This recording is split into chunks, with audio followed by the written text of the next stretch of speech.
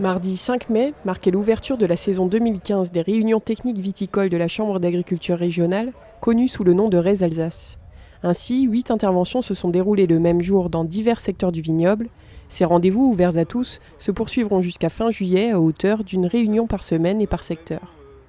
Donc les réunions RES Alsace, c'est comme ça qu'elles s'appellent, sont ouvertes à tous les viticulteurs, coopérateurs, manipulants, même aux techniciens de la distribution, tout le monde peut venir. L'idée c'est que c'est un moment d'échange où clairement on vient avec des éléments de situation du vignoble, pression maladie, pression ravageurs, etc. Mais l'idée aussi c'est que les viticulteurs viennent avec des exemples de ce qu'ils ont pu observer dans les vignes, qu'on puisse en discuter. Donc c'est un lieu à la fois de préconisation, d'échange, je dirais presque de formation parfois.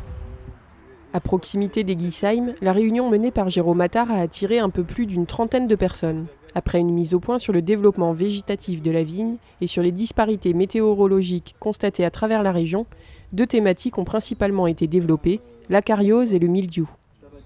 Alors l'acariose, pourquoi ? C'est tout simplement un ravageur qu'on observe un peu en ce début de saison, notamment sur les jeunes parcelles. Donc il a fallu faire un petit retour, notamment pour donner les bonnes indications pour que les bons produits soient utilisés au bon moment. Et pour le mildiou, on est plutôt dans l'attente, dans le sens où on n'a pas encore observé de taches de mildiou sur le vignoble. L'idée était donc de donner un peu la situation pour lancer les traitements au moment le plus opportun. Au travers de ces réunions RES Alsace, les techniciens donnent également leurs préconisations en termes d'intervention sur la vigne ou au sol, en indiquant souvent des cas particuliers en fonction des cépages ou des terroirs. Libre à chacun ensuite de les mettre en application ou non. Bon, là aujourd'hui il y a du vent, demain aussi.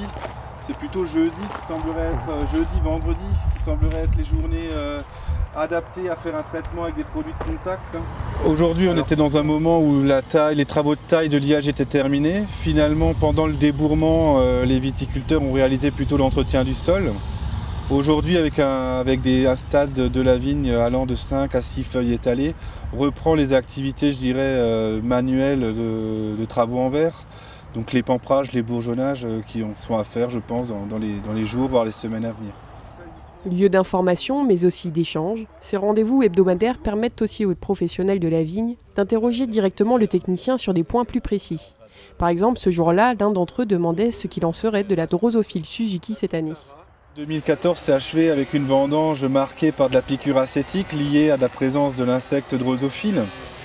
Cette année, à l'heure actuelle, donc au fin de printemps, là, on n'a pas vraiment d'informations de ce que deviendra le millésime. Faut pas oublier que la drosophile, finalement, on l'a observée au vignoble et les dégâts qu'elle a créés plutôt vers la deuxième quinzaine d'août de l'année dernière.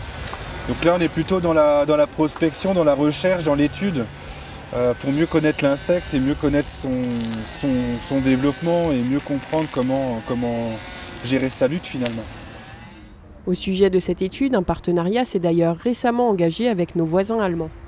L'étude va être en 3 grands axes finalement. Un axe piégeage, donc tout simplement pour savoir qui est-ce qu'on piège, les populations qu'on piège, qui nous donnera juste une indication de présence ou d'absence. Ensuite, on fera aussi des suivis pour connaître un peu la proportion de quelle drosophile est plus présente que l'autre. Et en 3e axe, c'est l'axe un peu plus expérimental, en essayant de tester des stratégies de lutte valables pour que les viticulteurs puissent avoir des solutions clés en main, quoi. 3 conseillers techniques de la Chambre se partagent au total 14 sites sélectionnés pour la tenue de ces réunions RES Alsace. L'ensemble des sites, dates et heures de rendez-vous seront annoncés au fur et à mesure dans vos journaux agricoles et viticoles régionaux, Le Paysan du Haut-Rhin et l'Est agricole et viticole.